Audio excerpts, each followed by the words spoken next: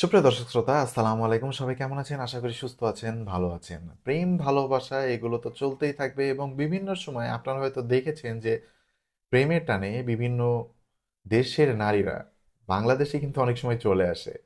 বাংলাদেশি পুরুষরা কি তাহলে মানে এতই প্রেম করতে পছন্দ করে বা প্রেমের টান এত তাদের যে মেয়েদেরকে বিভিন্ন দেশ থেকে নিয়ে আসে? তো দর্শক শ্রোতা, এবার একটি ব্যতিক্রমধর্মী ঘটনা ঘটে গেল, যেখানে একজন ভারতীয় নারী বাংলাদেশে এসেছেন তার স্বামীর খোঁজে। তার স্বামীর বাড়ি কিন্তু বাংলাদেশেই। তো জানা গেছে ভিসা পাসপোর্ট অনুযায়ী তার স্বামীর বাড়ি তিনি খুঁজে পেয়েছিলেন। 3 দিনেও তিনি কিন্তু তার স্বামীর দেখা পাননি। এরপরে গত 2 ডিসেম্বর তেঁতুলিয়া উপজেলা প্রশাসনের সহায়তায় পঞ্চগড় বাংলাবান্ধা ইমিগ্রেশন দিয়ে ফিরে যান ওই নারী। পুরা ঘটনা চলুন আপনাদেরকে জানাই। জানা গেছে এই নারীর নাম রিয়া বালা। ভারতের বর্ধমান জেলার অম্বিকা কালনা এলাকায় শ্যামল কান্তির মেয়ে। উপজেলা প্রশাসন জানায় সামাজিক যোগাযোগ মাধ্যমের সূত্র ধরে পঞ্চগড়ের তেঁতুলিয়া উপজেলার দেবনগর ইউনিয়নের শিবচন্দ্রী এলাকার আখিল চন্দ্র রায়ের ছেলে বিটু রায়ের সাথে প্রেমের সম্পর্ক হয় ভারতীয় এই রিয়া বালার।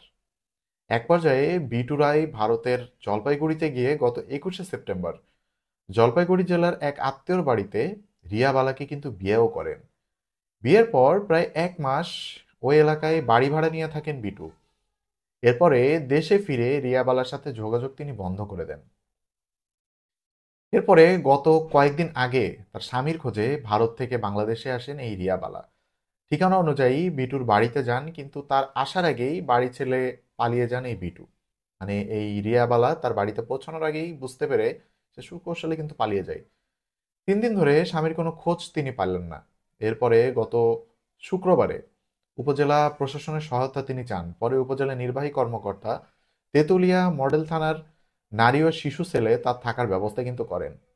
যেহেতু একজন বিদেশি নারী, মানে পাশের দেশ ভারতের একজন নারী যখন বাংলাদেশে আসে, তাকে একটু সিকিউরিটি দেওয়ার ব্যাপার আছে, কারণ তাকে একটু ভালোভাবে না রাখলে দেখা যাচ্ছে কোনো ঝামেলা হলে সেই ক্ষেত্রে দেখা যাচ্ছে যে দুই দেশের সম্পর্ক কিন্তু নষ্ট হতে পারে। তো সেই অনুপাতে তাকে মানে নিরাপদে রাখা হয়। এরপরে বিটুর বাবা, আমরা এসব ঘটনার কিছুই জানি না। ছেলে যদি ফিরে আসে তাকে প্রয়োজনে নিয়ে ভারতে যাব এবং সেখানে যে যাচাই বাছাই করব যে আসলে আমার ছেলে এই ধরনের কর্মকাণ্ডটি করেছে কিনা। কিন্তু বাবা এখানে কোনো স্বীকার করেনি এবং ছেলে তো আগেই পালিয়ে গেছে, বুঝতেই পারছেন হয়তো। মানে বুঝতেই পারছেন, ছেলে তো আগে পালিয়ে গেছে, মনে হয় তার মনের ভিতরে মানে কোনো সন্দেহ হয়েছে যে সে আসলে এই ধরনের কোনো কর্মকাণ্ড হয়তো করতে পারে, যার কারণে সে কিন্তু পালিয়ে যায় বাসা ছেড়ে। তো এরপরে ওই নারী কি করবে, আবার ভারতে ফিরে গেলেন। আমরা সবাই চাই যদি আসল ঘটনা সত্যি হয় তাহলে তার স্বামীকে এই মেয়ে খুঁজে পাক।